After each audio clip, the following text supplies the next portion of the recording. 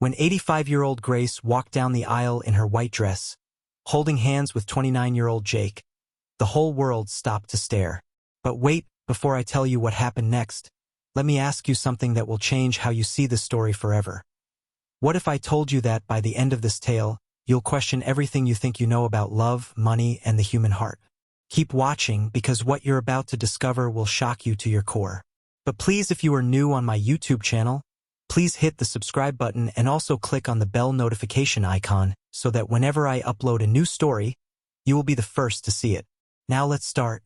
Grace had lived in the same small apartment in downtown Chicago for 40 years. Her wrinkled hands had washed the same dishes, folded the same clothes, and turned the same door handle thousands of times. Every morning, she'd sit by her window with a cup of coffee, watching young people rush to work below. She thought her story was over. Her husband died 15 years ago. Her children lived far away and called maybe once a month. Her friends had either moved to nursing homes or passed away. Grace felt invisible, like a ghost walking through a world that had forgotten she existed. Then came that Tuesday in March when everything changed. Grace was at the grocery store, struggling to reach a box of cereal on the top shelf. Her arthritis made her fingers stiff, and she could barely stretch her arms above her head. "Let me help you with that," said a warm voice behind her. Grace turned around and saw the most beautiful smile she'd seen in years. Jake was tall, with kind brown eyes and gentle hands. He easily grabbed the cereal box and placed it in her cart. "Thank you, dear," Grace said, feeling her cheeks turn pink like a teenage girl. "No problem at all. I'm Jake, by the way." Grace. They stood there for what felt like forever, just smiling at each other. People walked around them, pushing their carts, but Grace felt like time had stopped. "Would you like to get coffee sometime?" Jake asked. "I know a great little place down the street." Grace's heart jumped. When was the last time someone had asked her out? She couldn't even remember.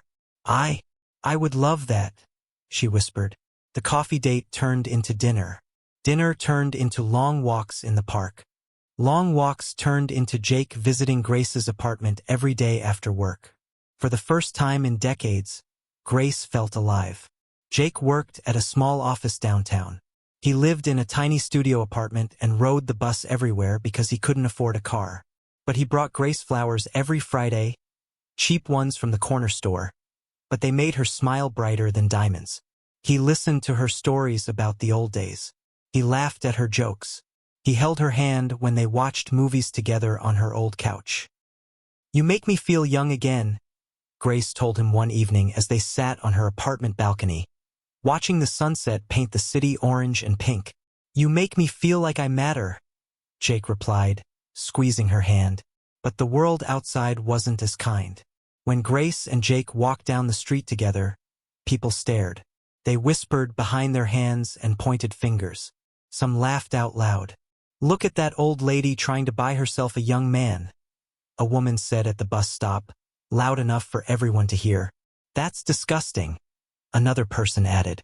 "She's old enough to be his grandmother." Grace felt her face burn with shame, but Jake just held her hand tighter. "They don't understand," he whispered in her ear. "They don't know how amazing you are." Grace's daughter called from California after someone posted a photo of them online. "Mom, what are you doing?" Sarah demanded over the phone. "Everyone's talking about you. Do you know how embarrassing this is?" "I'm happy," Grace said quietly. "Happy? Mom, he's using you. Can't you see that? He's probably after your money." Grace looked around her tiny apartment with its old furniture and faded carpet. "What money, Sarah? I live on Social Security." "Then why else would he want to be with you?" The question hung in the air like a knife. Grace couldn't answer because deep down, she wondered the same thing. Every night, she looked in the mirror and saw wrinkled skin, gray hair, and tired eyes. What could a handsome young man possibly see in her? But then Jake would text her good morning, or surprise her with her favorite cookies, or tell her stories about his day, and all her doubts would melt away. "Maybe he really does love me," she told herself. "Maybe age is just a number." 3 months into their relationship, Jake moved in with Grace.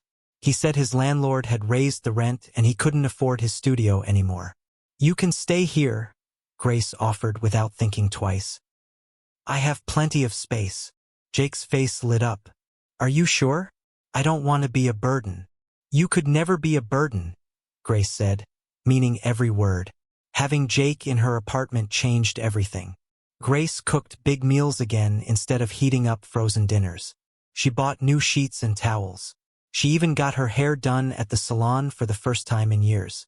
But things weren't perfect. Jake was always on his phone, texting people Grace didn't know.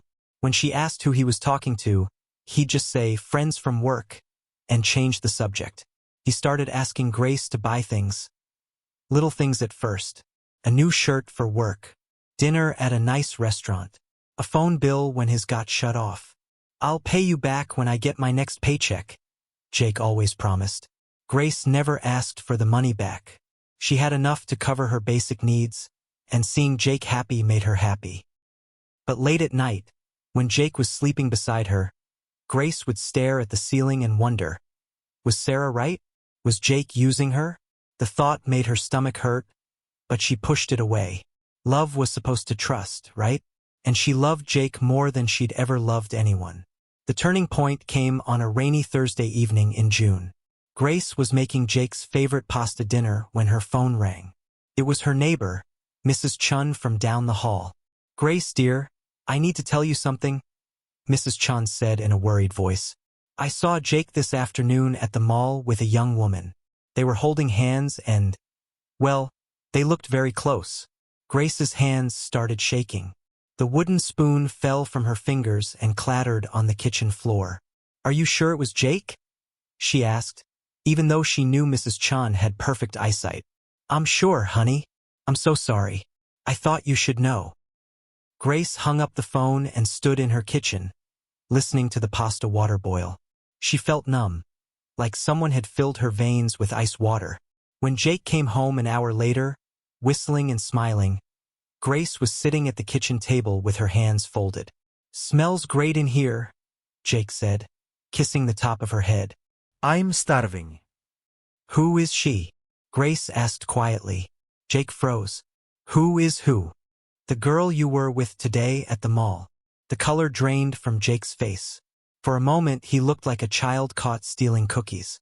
"Grace, I can explain." "Explain what? That you've been lying to me? That everything between us is fake?" "It's not fake," Jake said quickly. "What we have is real, I swear.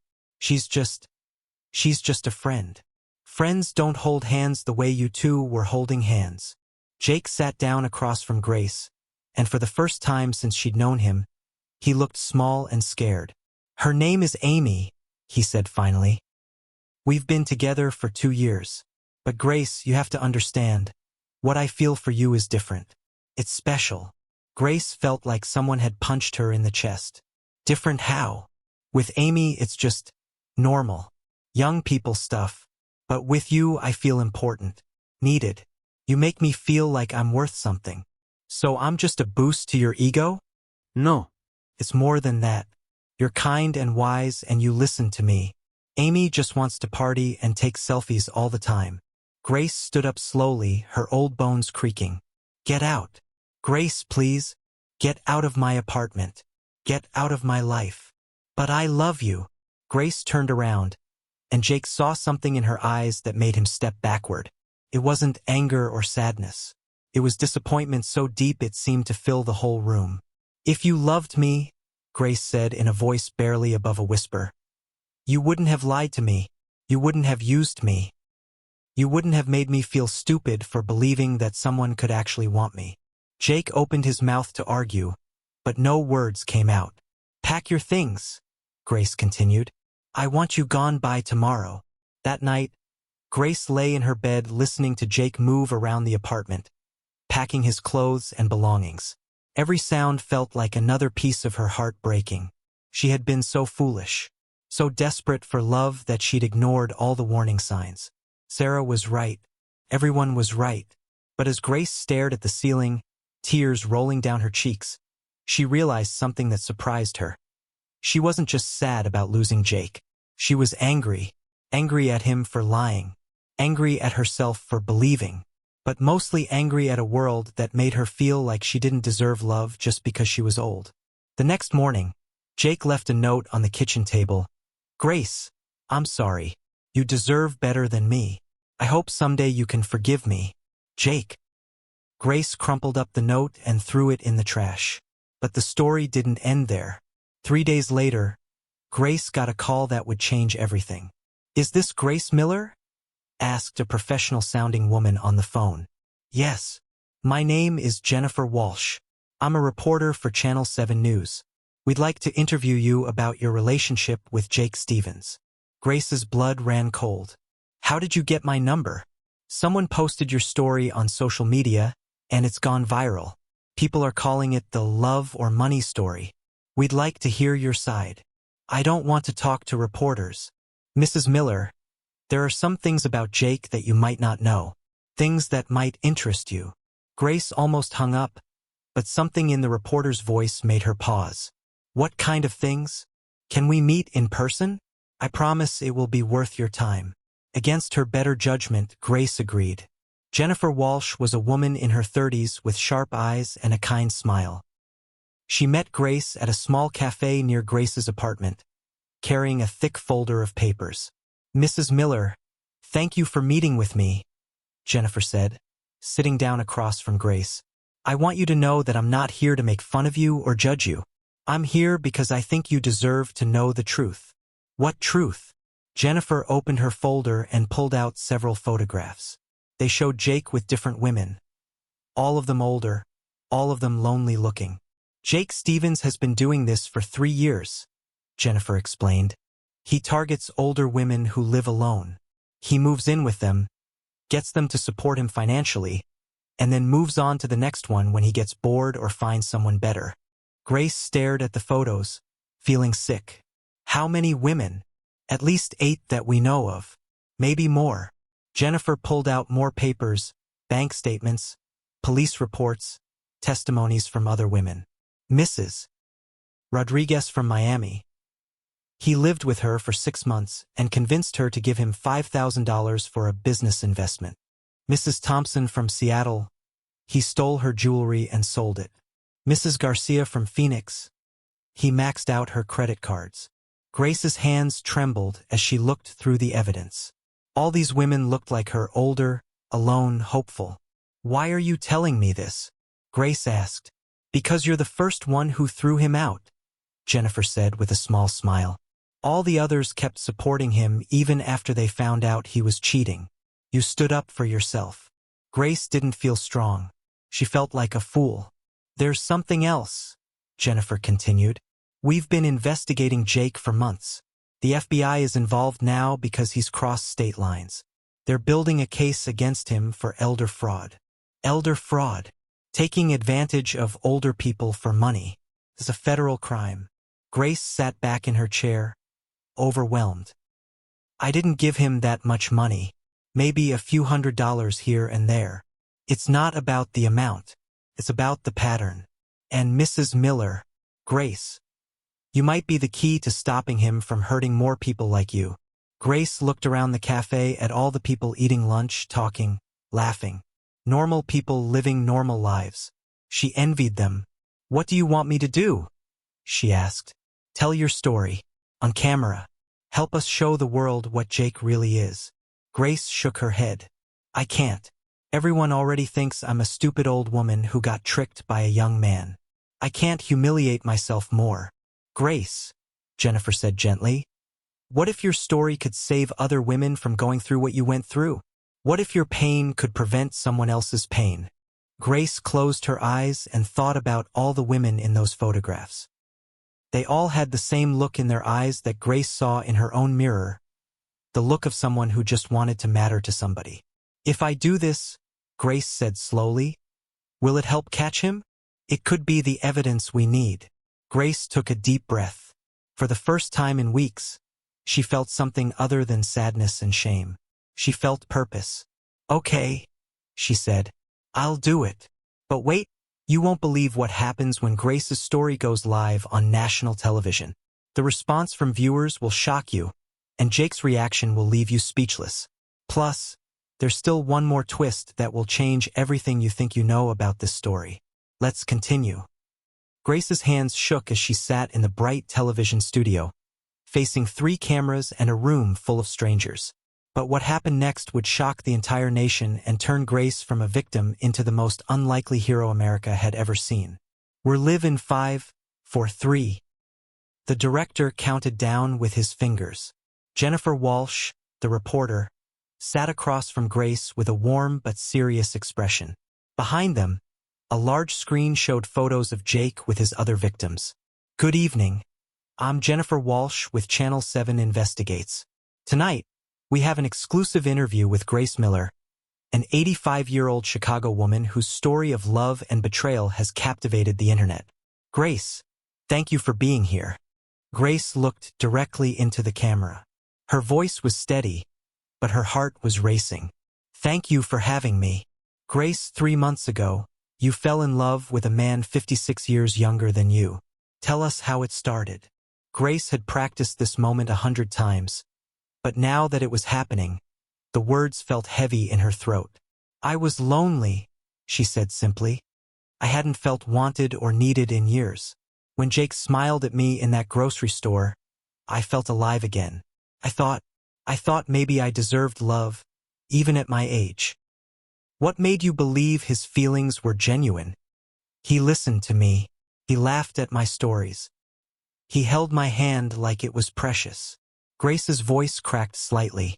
When you've been invisible for so long, even fake attention feels like sunshine. The interview continued for 20 minutes. Grace told the whole story, the coffee dates, Jake moving in, the bills she paid, the lies she believed, and finally, the heartbreaking discovery of his other girlfriend. But then Jennifer asked the question that changed everything. Grace, you've seen the evidence. You know Jake has done this to at least 8 other women. How does that make you feel? Grace was quiet for a long moment. When she spoke, her voice was stronger than it had been all evening. It makes me angry, she said, looking directly into the camera. Not just angry at Jake, but angry at a society that makes older women feel so worthless that we become easy targets for men like him. What do you mean? I mean that Jake didn't create my loneliness. He just used it. Every day, older people are treated like we're invisible, like our feelings don't matter, like we should just sit quietly and wait to die. That's what made us vulnerable. Grace leaned forward, and for the first time since the interview started, she looked fierce. I want every older person watching this to know, you are not invisible. You deserve love. You deserve respect. And you deserve better than someone who sees you as an easy mark. The studio was completely silent. And Jake, Grace continued, staring straight into the camera, if you're watching this, I hope you get everything you deserve. The interview ended, but Grace's words had already started spreading across the internet like wildfire. Within hours, #GraceStrong was trending on social media. Thousands of people shared the video, but this time they weren't laughing at Grace. They were cheering for her. This woman is a queen, wrote one person. Grace Miller just became my hero, posted another. I'm 78 and this made me cry happy tears. Thank you, Grace, for speaking for all of us. But the most surprising responses came from young people. I'm 25 and Grace inspired me to call my grandmother, one teenager wrote. This made me realize how badly I've been treating my elderly neighbors. Time to change that. Grace's phone didn't stop ringing. Reporters from across the country wanted interviews. Talk show hosts invited her to appear on their programs. Publishers asked if she wanted to write a book. But the call that mattered most came 2 days after the interview aired. Grace? It's Agent Martinez from the FBI. Grace's stomach dropped. Is everything okay? More than okay. Your interview has given us exactly what we needed. 3 more victims have come forward, and we have enough evidence to arrest Jake Stevens. You caught him. We're picking him up this afternoon. Grace, I want you to know that your courage has probably saved dozens of other women from being victimized. Grace hung up the phone and sat in her quiet apartment, trying to process what Agent Martinez had told her. For the first time in months, she felt something she hadn't expected. Pride. That evening, the local news showed footage of Jake being arrested outside Amy's apartment. He was handcuffed and put into a police car while reporters shouted questions at him. Grace watched from her couch, eating dinner on a TV tray like she had for years. But somehow, everything felt different now. The next week brought even more surprises. Grace's mailbox was stuffed with letters from people around the world. Some were from other elderly people thanking her for speaking up. Others were from young adults apologizing for how they'd treated older people in their lives. But one letter made Grace cry. "Dear Mrs. Miller," it read, "My name is Robert Chun. I'm 73 years old, and I live alone in Boston. I saw your interview and wanted to thank you for your courage. I was almost scammed by someone just like Jake, but after seeing your story, I recognized the warning signs and ended it. You saved me from making a terrible mistake. Thank you for being so brave. With admiration, Robert." Grace read the letter 3 times, then carefully folded it and put it in her jewelry box next to her wedding ring. More letters came every day. Grace started responding to some of them. Soon, she was spending hours each day writing back to people who had reached out to her. Then came the letter that changed everything again. "Dear Grace," it began. "My name is Dr. Patricia Williams, and I run a non-profit organization called Silver Connections. We help combat isolation among elderly people by connecting them with volunteer opportunities and social programs. After seeing your interview, we would like to offer you a position as our national spokesperson. We believe your voice could help millions of people who are struggling with loneliness and vulnerability. Would you be interested in discussing this opportunity?" Grace stared at the letter for a long time. A job? At 85? She hadn't had a real job in 20 years. But as she thought about all the letters she'd received, all the people who said her story had helped them, Grace realized something. Maybe her life wasn't over. Maybe it was just beginning a new chapter. She called Dr. Williams that afternoon. "I'm interested," Grace said, "but I have one condition." "What's that?" "I want to make sure we're not just helping people avoid scammers. I want to help them find real connections, real community. Being alone makes you vulnerable, but having people who care about you makes you strong." "Grace," Dr. Williams said with a smile in her voice, "I think you're going to be perfect for this job." 6 months later, Grace stood on a stage in front of 500 people at the National Conference on Aging. She wore a bright blue dress and had gotten her hair done at the salon that morning. "My name is Grace Miller," she began, "and 6 months ago, I thought my story was over. I thought I was too old to matter, too old to be loved, too old to make a difference." The audience was completely quiet. "I was wrong about all of those things. Yes, I was tricked by a man who saw my loneliness as an opportunity. Yes, I felt foolish and ashamed. But I learned something important. Our age doesn't make us less valuable. Our loneliness doesn't make us weak. And our mistakes don't define us." Grace paused and looked out at the sea of faces, young and old, all listening intently. What defines us is what we do after we fall down. Do we stay down? Or do we get back up and help others avoid the same fall? The applause was thunderous. After her speech, Grace was surrounded by people wanting to shake her hand, share their stories, and thank her for her work. She hugged each person and listened to their words with the same attention Jake had once pretended to give her. But this time, the attention was real. These people genuinely cared about her, and she genuinely cared about them. As Grace was leaving the conference, a young man approached her. He looked nervous and kept fidgeting with his hands. "Mrs. Miller? My name is David. I wanted to apologize." "Apologize for what, dear?" "I used to do what Jake did. Not exactly the same, but I took advantage of older people. I convinced them to give me money for fake charities and made up emergencies." Grace studied his face. He looked genuinely ashamed. "What changed?" she asked. "Your interview.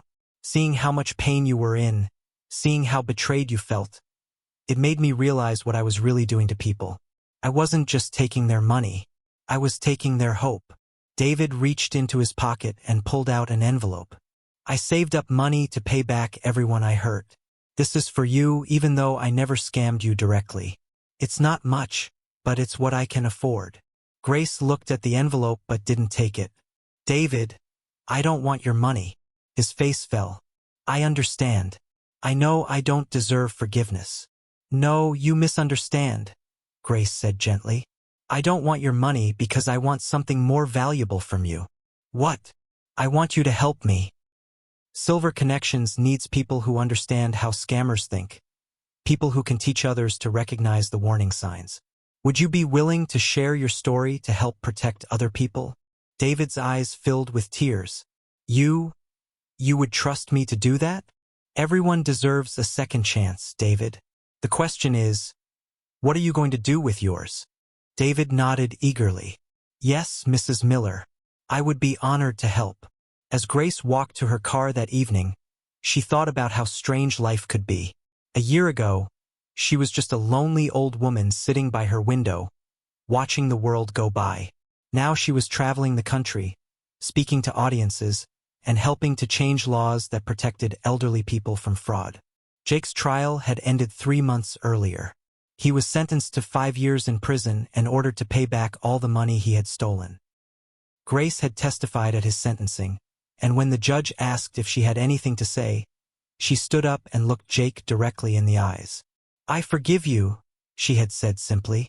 Not because what you did was okay, but because carrying anger was making me smaller, and I have too much work to do to stay small. Jake had looked shocked, then ashamed, then finally grateful. Now, as Grace drove home through the city lights, she thought about the letters waiting for her at home, the speech she was preparing for next week, and the hundreds of people whose lives had been touched by her story. Her phone rang as she pulled into her parking garage. The caller ID showed a number she didn't recognize. Hello, Mrs. Miller? This is Sarah Chun, Robert's granddaughter. The man who wrote to you after your interview. Grace remembered. Yes, of course. How is Robert? That's why I'm calling. Grandpa passed away last week. Grace felt her heart sink. Oh, Sarah, I'm so sorry. Thank you. But Mrs. Miller, I wanted you to know something. After Grandpa wrote to you and you wrote back, he completely changed. He started volunteering at the senior center, joined a book club, even started dating a lovely woman named Helen. Grace smiled through her tears. That's wonderful.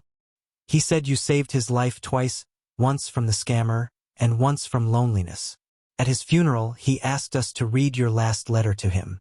The whole room was crying, but they were happy tears. What did the letter say? You wrote, Dear Robert, remember that every day you wake up is a new chance to matter to someone. Age is just the number of years you've been blessing the world with your presence. Don't let anyone convince you that your story is over while you still have pages left to write. Grace pulled into her parking space and sat in her car, holding the phone with shaking hands. Mrs. Miller, are you there? Yes, dear. I'm here. Grandpa left something for you in his will. It's not much money, but he wanted to donate to Silver Connections in your honor. And there's a note that says, Thank you for teaching an old man that it's never too late to start living. After Grace hung up, she sat in her car for a long time, watching the city lights twinkle through her windshield. She thought about Jake and how his lies had nearly broken her. She thought about the shame she'd felt and the judgment of others. She thought about how close she'd come to giving up on herself completely. But mostly, she thought about Robert and David and all the letters and all the people who had told her that her story had changed their lives. Grace realized something that took her breath away. Jake's betrayal hadn't destroyed her life. It had revealed her purpose. If Jake had never lied to her, she never would have learned how strong she was. If he had never broken her heart, she never would have found her voice. If he had never made her feel foolish, she never would have discovered how wise she really was. In trying to use her, Jake had accidentally unleashed something powerful. A woman who refused to let her age define her worth, who turned her pain into purpose, and who proved that love, real love, wasn't about romance at all. It was about connection, community, caring for others and letting others care for you. Grace got out of her car and walked toward her apartment building. Mrs. Chun from down the hall was checking her mailbox. Grace, how did your speech go? It was wonderful, Mrs. Chun. How was your day? Oh, same old routine. Though I did start reading that book you recommended. The one about finding purpose at any age? That's the one. Grace, can I ask you something? Of course. Do you ever regret what happened with Jake? I mean, if it hadn't happened, you wouldn't have gone through all that pain. Grace thought for a moment, then smiled. Mrs. Chun, if someone had told me a year ago that being lied to and heartbroken would lead to the most meaningful period of my life, I wouldn't have believed them. But Jake taught me something important, even though he didn't mean to. What's that? He taught me that I was so hungry for love that I was willing to accept crumbs. But real love, the kind worth having, isn't something you beg for or pay for. It's something you create by being the kind of person others want to love, and by loving others the way you want to be loved. Mrs. Chun smiled. Grace, I think you might be the wisest person I know. I'm just an old woman who learned some things the hard way. Maybe that's what wisdom is. Grace hugged Mrs. Chun goodnight and climbed the stairs to her apartment. Inside, she found 3 new letters waiting for her. A message from Dr. Williams about next month's conference, and a voicemail from a television producer asking if she'd be interested in hosting her own show about senior empowerment. She sat down at her kitchen table, the same table where she'd confronted Jake about his lies, and opened the first letter. Dear Mrs. Miller, it began. I'm 89 years old and I thought I was too old to start over. After hearing your story, I've decided to move closer to my daughter and grandchildren. Thank you for showing me that it's never too late to choose love over fear. Grace smiled and reached for her pen to write back. Outside her window, the city hummed with life. Somewhere out there, lonely people were sitting by their windows, wondering if their stories were over. Somewhere, scammers were looking for their next victims. Somewhere, families were taking their elderly relatives for granted. But also somewhere out there, people were watching Grace's interviews, reading her letters, and deciding to live differently. Deciding to love better. Deciding to see older people as valuable, wise, and deserving of respect. Grace picked up her pen and began to write, Dear friend, thank you for sharing your story with me. You are never too old to start a new chapter. As she wrote, Grace thought about the question that had started this whole journey. Was her relationship with Jake love or delusion? Now she knew the answer. It was both. Her love for Jake had been real, even if his love for her wasn't. Her hope had been genuine, even if his intentions were false. Her loneliness had made her vulnerable, but it had also made her human. The delusion wasn't in loving someone younger, or in believing she deserved affection, or in hoping for companionship. The delusion was in thinking that love was something that happened to you, rather than something you created through your actions, your choices, and your commitment to making the world a little less lonely for everyone in it. Grace finished her letter, sealed it in an envelope, and placed it with the others she would mail tomorrow. Then she made herself a cup of tea, sat by her window, and looked out at the city lights. For the first time in years, Grace wasn't watching life happen. She was living it. 2 years later, Grace Miller's autobiography, Never Too Late, Finding Love After Loss, became a bestseller. The Grace Miller Foundation has helped connect over 50,000 elderly people with community resources and volunteer opportunities. Jake Stevens was released early for good behavior and now works with the foundation, speaking to young people about the consequences of elder fraud. Grace still lives in her same apartment in Chicago, but now it's filled with photos from her travels, awards from organizations she's helped, and letters from people around the world. She never married again, but she found something better than romance. Purpose, community, and the unshakable knowledge that love isn't about age. It's about how much light you bring into the world. And Grace Miller? She shines brighter every day. Comment part 2 below.